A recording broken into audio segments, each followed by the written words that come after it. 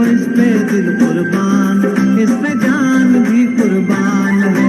तेरा पाकिस्तान है, ये मेरा पाकिस्तान है, तेरा पाकिस्तान। बिस्मिल्लाहिर्रहमानिर्रहीम।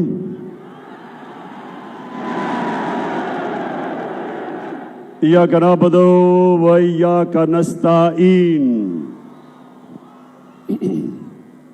इसको बस। मेरे खुशाब के बाशऊर शहरियों, खास तौर पे मेरी बहनें जो आज यहां आई हैं, नौजवानों, सबसे पहले कि आप सबने मेरे साथ ये वादा करना है कि जो खुशाब में एक लोटा और एक लोटी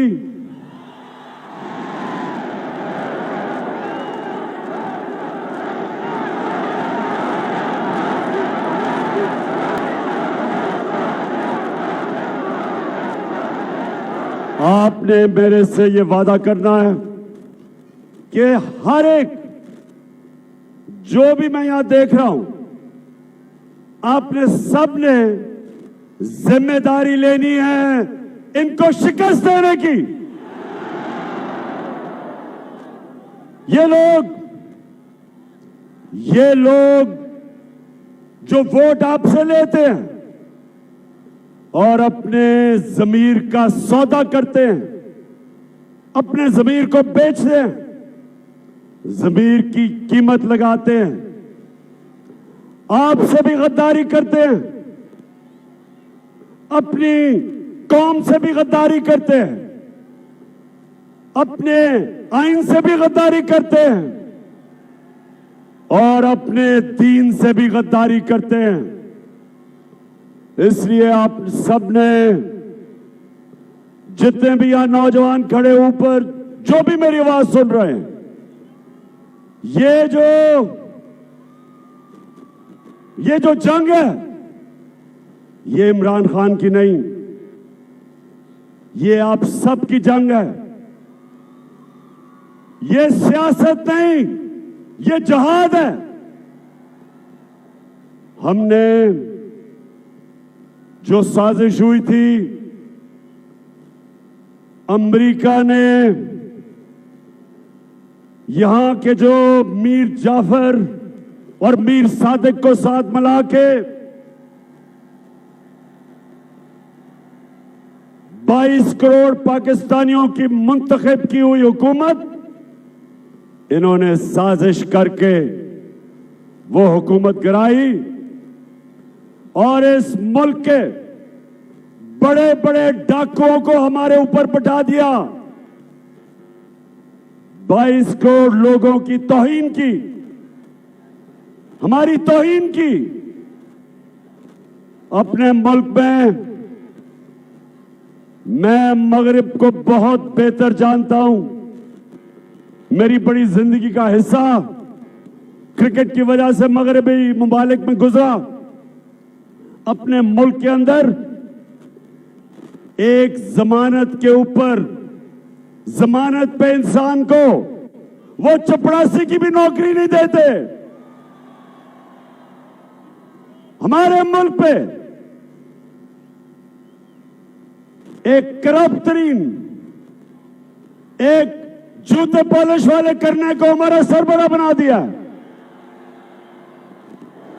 बताएं, क्या आप चेरी ब्लॉसम को अपना वजीर आजम मानते हैं? क्या हमजा कुकड़ी को अपना वजीर आला मानते हैं? और क्या आसिफ जरदारी बीमारी को आप उसको मानते हैं? और आप जिसकी कीमत बड़ी महंगी हो गई है, डीजल को मानते हैं? कौन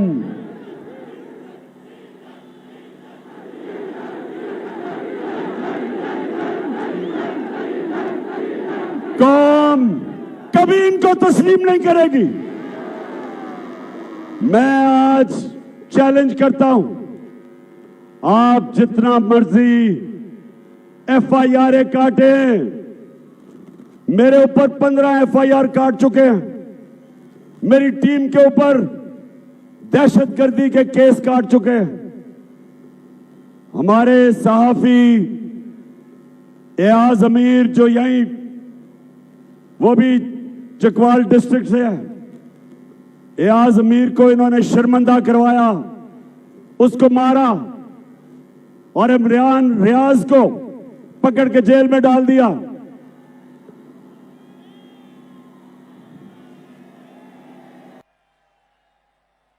धमकियां दी जा रही हैं। एक टेलीफोन जिसका कोई नंबर नहीं आता, वहां से धमकियां दी जाती है, डराया जाता है, खौफ दिलवाया जाता है।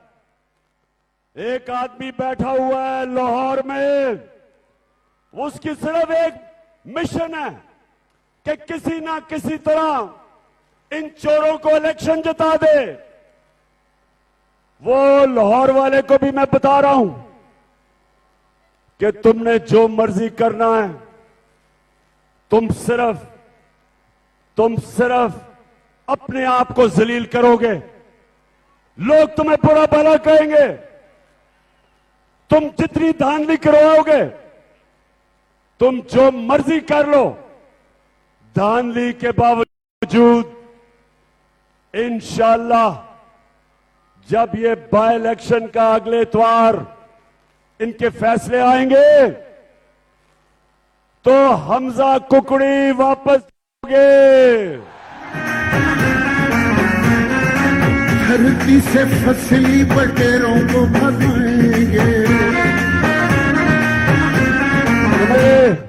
मेरे खुशाब के नौजवानों, अब मैं आपको एक मैं बात कहना चाहता हूं, गौर से सुने और सामने बस बड़े गौर से सुने। अभी बर्तानिया के प्राइम मिनिस्टर को उसकी अपनी जमात ने उसको बरतरफ कर दिया, हटा दिया। गौर से मेरी बात सुने कि मौलाना रूमी से किसी ने एक दफा पूछा, मौलाना साहब इंसान तो मरते हैं, कौम कैसे मरती है? मौलाना रूमी ने कहा, जब वो अच्छे और बुरे की तमीज खत्म करती है, कौम मर जाती है। ये खुशाब के लोगों और नौजवानों में खास तौर पे आपके लिए कह रहा हूं, अल्लाह ने मुझे मौका दिया सारी दुनिया देखने का। मैंने दुनिया में वो मुल्क देखे वसाइल के बावजूद गरीब, गुर्बत, और मैंने वो मुल्क देखे, स्विट्जरलैंड मैंने देखा, वसाइल ना होने के बावजूद दुनिया का सबसे खुशहाल मुल्क है। फर्क क्या? फर्क वो है जो मेरे नबी मोहम्मद सल्लल्लाहु अलैहि वसल्लम ने आज से तकरीबन 1500 साल पहले कह दिया। उन्होंने दो चीजें कही। उन्होंने कहा, जो कौम ताकतवर डाकुओं को नहीं पकड़ती और छोटे चोरों को जेलों में डालती है, वो कौम तबाह हो जाती है। जो कौम छोटे चोरों को जेल में, भैंस चोर, गाड़ी चोर, मोटरसाइकिल चोर, ये तो जेल में चले जाते हैं, लेकिन जो बड़े बड़े डाकू मुल्क के अरबों रुपया चोरी करते हैं, जब वो कौम उनको NRO देती है, कौम मर जाती है, तबाह हो जाती है। कुरान में वो कहता है अल्लाह कि मेरी जमीन पे निकल के देखो कितनी कौमें तबाह हुई जो मेरे हुक्म पे नहीं चली। तुम्हारे से पहले कितनी कौमें, कुरान के अंदर आप पढ़ें, कितनी कौमें तबाह हुई, तारीख पढ़े। हमारे सामने हमारे सामने कौमें टूटी, हमारा मुल्क टूटा, हमारा मुल्क का एक हिस्सा बांग्लादेश बन गया, हमारी जिंदगी में टूट गया पाकिस्तान, यूगोस्लाविया टूट गया, सोवियत यूनियन टूट गई। मुल्क अगर मुल्क कामयाब होते हैं तो उनके कई असूलों के ऊपर जो अल्लाह ने बनाए हुए असूल, सबसे बड़ा असूल इंसाफ। मदीना की रियासत मेरे प्यारे नबी सल्लल्लाहु अलैहि वसल्लम ने अदल और इंसाफ के ऊपर खड़ी की थी। अल्लाह ने हुक्म दिया था अमर बिल मारूफ, सारे इंसानों को हुक्म दिया था कि तुमने सच और हक और अच्छाई के साथ खड़ा होना है, तुमने बदी के खिलाफ जहाद करनी है, यह अल्लाह का हुक्म है। तो जब मेरे खुशाब के बाशऊर शहरियों एक माशरा बड़े बड़े डाकुओं को मुल्क के ऊपर बैठा देता है, वो अपनी तबाही के रास्ते पर निकल जाता है। जब एक मुल्क शहबाज शरीफ जैसा करप्ट आदमी, नवाज शरीफ जैसा करप्ट भगोड़ा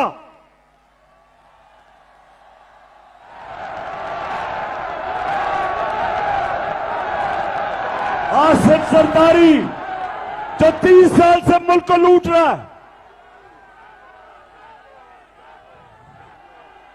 और फजल रहमान जो बात इस्लाम की करता है और अपना जमीर डीजल के परमिट पे बेचता है, जब ये लोग एक मुल्क के ऊपर क्यादत में आ जाते हैं तो मेरे खुशाब के लोगों, मेरे बहनों, मेरे भाइयों, मेरे बच्चों, ये याद रखें, वो मुल्क की तबाही, मुल्क की बर्बादी, वो मुल्क फनाई तबाही की तरफ जाता है। इसलिए मैं जो आपके पास यहां आया हूं,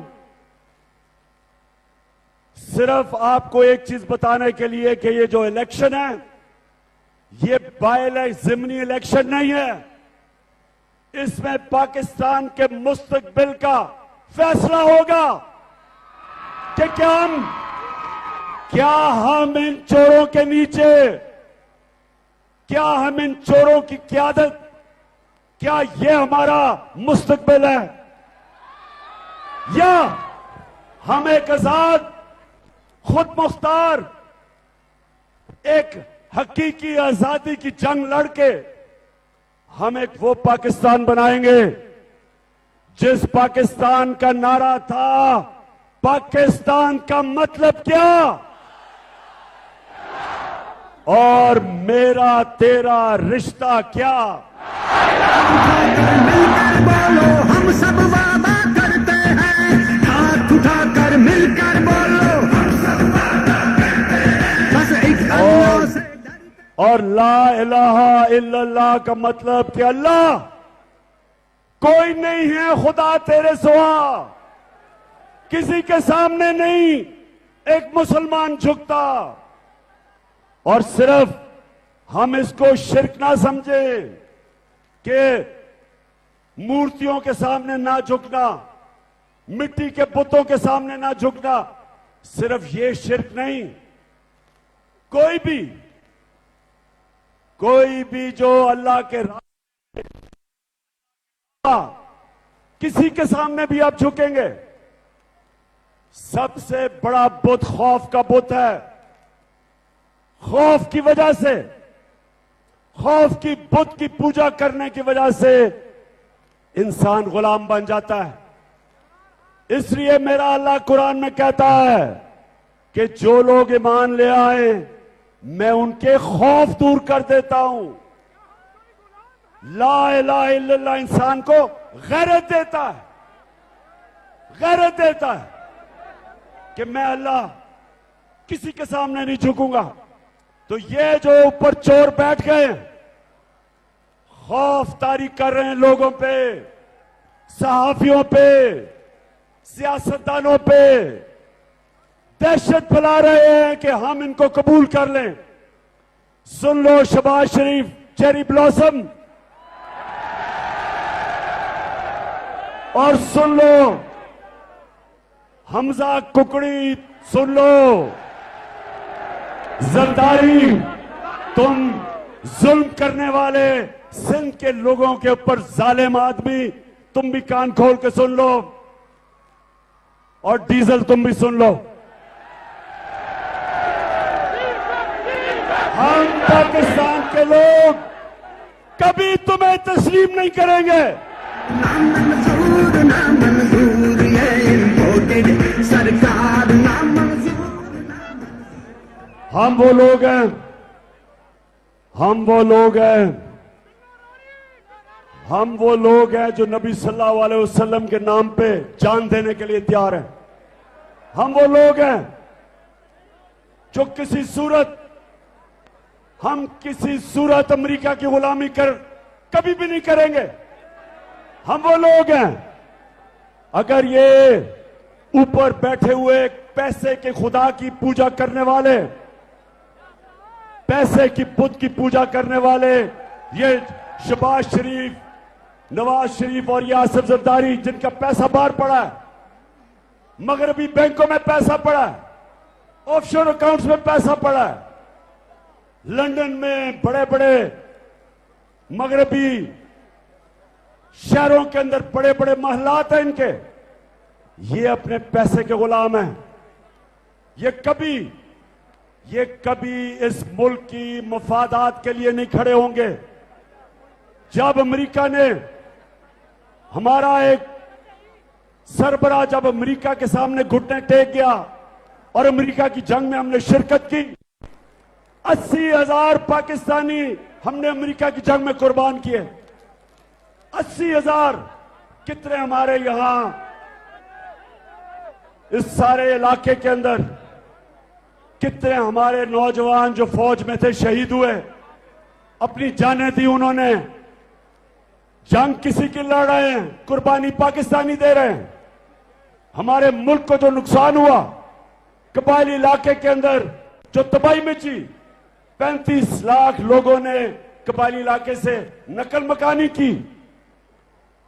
इस मुल्क के ऊपर जो इंसान की तारीख में पहली दफा हुआ कि हम अमेरिका की मदद कर रहे हैं, और अमेरिका हमारे ऊपर 400 ड्रोन अटैक कर रहा था जब जरदारी और नवाज शरीफ सरबराह थे। एक दफा इन्होंने मजम्मत नहीं की अमेरिकनों के सामने कि सारे इंसानी हुकूक की खिलाफ वर्जी, कि आप ही अमेरिका फैसला करना है मारना किसे है। 8,000 मील दूर से बटन दबाता है और यहां लोग मर जाते थे, और कोई उनका पूछने वाला नहीं था, क्योंकि ये अमेरिकनों के गुलाम हैं।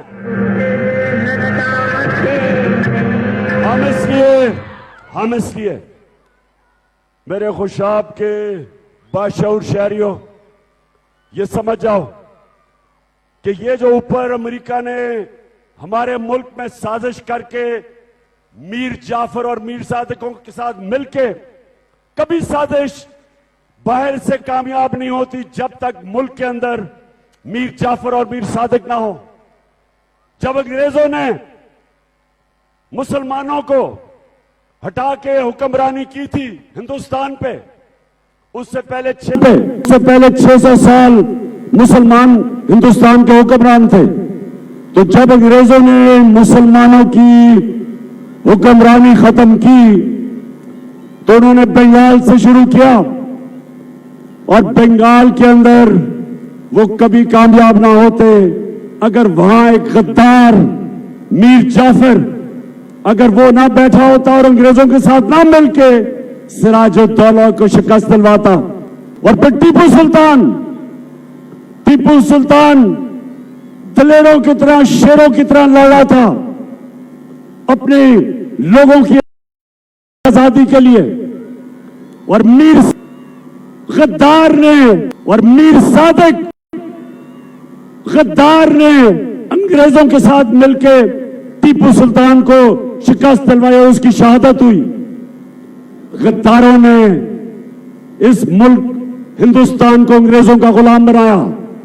अब ये फिर गद्दार उनके साथ मिलके ये चोरों को ऊपर लेके आए, क्योंकि ये चोर कभी भी अमेरिका के सामने अपनी कौम के मफादात के लिए कभी खड़े नहीं होंगे, ना कभी पहले खड़े हुए हैं। तो इसलिए ये जो हमारा इलेक्शन है, ये इलेक्शन नहीं है, ये पाकिस्तान की हकीकी आजादी की जद्दोजहद है, जंग है, जहाद है। और मैं आज आपके पास सिर्फ आया इसलिए हूं, आप सबको बताने के लिए कि आपने जिम्मेदारी लेनी है। एक एक नौजवान ने जिम्मेदारी लेनी है। वो जो ये जो शरीफ ब्रादरान और इनके बेटे और बच्चे, इन्होंने जिंदगी में कभी कोई चीज ईमानदारी से नहीं की।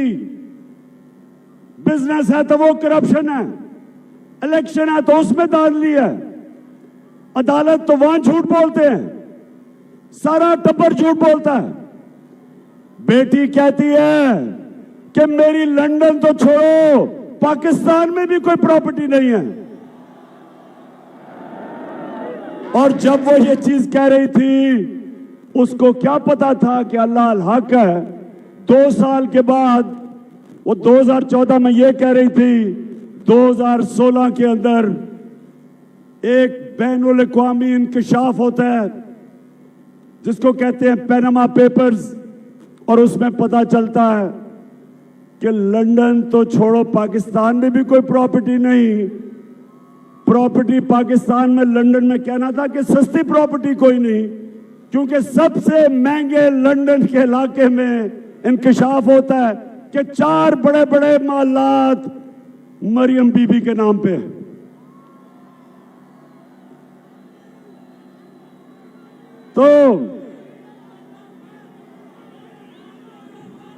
तो सुने, इन्होंने इलेक्शन में धांधली करनी है और इनके साथ वो लाहौर में मिस्टर एक्स बैठा हुआ है। अब मैं कहूंगा नहीं कि मिस्टर एक्स कौन है, आप खुद ही अंदाजा लगा लें। अब जानते हैं मिस्टर एक्स कौन है।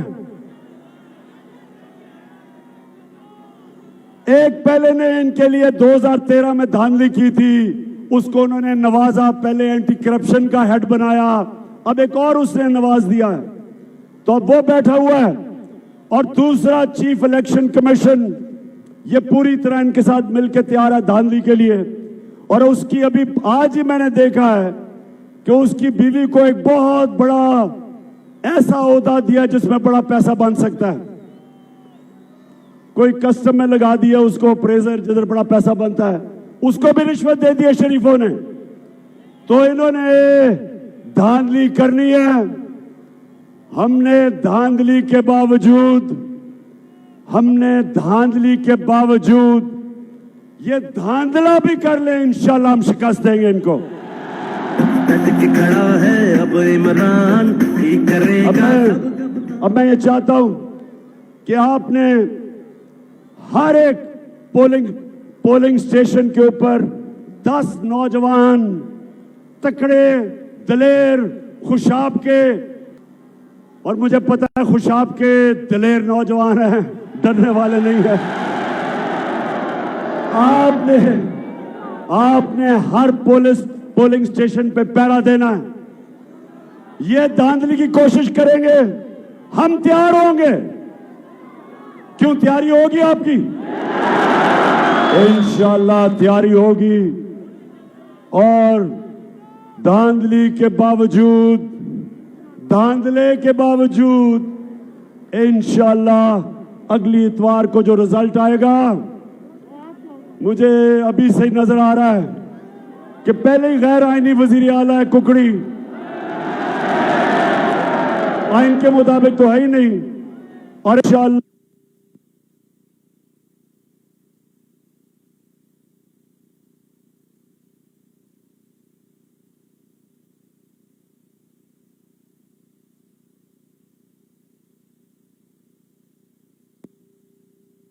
हमें वो भी पता है, बड़े हमारे वो भी कैंडिडेट हैं। लेकिन इस वक्त अगर आपने हमारे तहरीके इंसाफ का जो बल्ले का निशान है, अगर उसको आपने सबने मिलकर वोट ना दी, हमारी अगर वोट डिवाइड हो गई तो मुखालिफ जीत सकता है। इसलिए सबके लिए मेरा आज पैगाम है, आपने बल्ले को सिर्फ मोड़ लगानी है।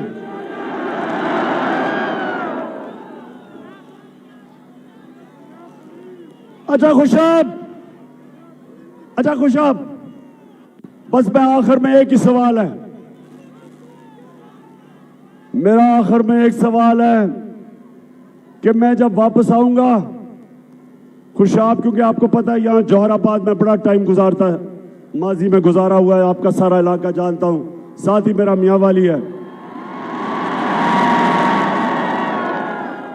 तो मैं आज आपकी जिम्मेदारी लगा के जा रहा हूं कि जब मैं इतवार के बाद वापस आऊं तो मुझे उसी तरह आप पे फख्र होना चाहिए जिस तरह मुझे मियां वाली पे फख्र होता है जब वो जीतते हैं। पाकिस्तान जिंदाबाद।